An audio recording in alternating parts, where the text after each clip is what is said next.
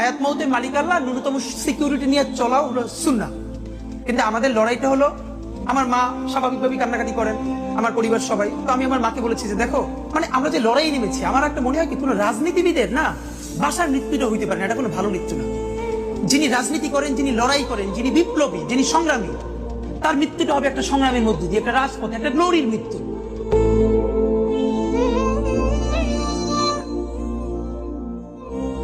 কোনো একটা বুলেট এসে আমার বুকটা হয়তো বিদ্ধ করে দিয়েছে, এবং সেই মিছিলে আমি হাসতে হাসতে আমি শহীদ হয়ে গেছি।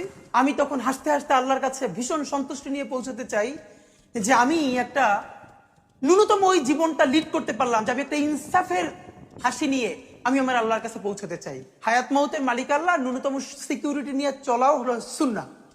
কিন্তু আমাদের লড়াইটা হলো, আমার মা স্বাভাবিকভাবেই কান্নাকাটি করেন, আমার পরিবার সবাই। তো আমি আমার মাকে বলেছি যে দেখো, মানে আমরা যে লড়াই নেমেছি, আমার একটা মনে হয় কি কোনো রাজনীতিবিদের না বাসায় মৃত্যুটা হইতে পারে না, এটা কোনো ভালো মৃত্যু না। যিনি রাজনীতি করেন, যিনি লড়াই করেন, যিনি বিপ্লবী, যিনি সংগ্রামী, তার মৃত্যুটা হবে একটা সংগ্রামের মধ্য দিয়ে, একটা রাজপথে, একটা গ্লোরির মৃত্যু। আমি তো ভীষণভাবে প্রত্যাশা করি, আমি ছোটবেলা থেকে এই স্বপ্নটা দেখি, অনেক জায়গায় বলেছি, যে একটা তুমুল মিছিল হচ্ছে অন্যায়ের বিরুদ্ধে।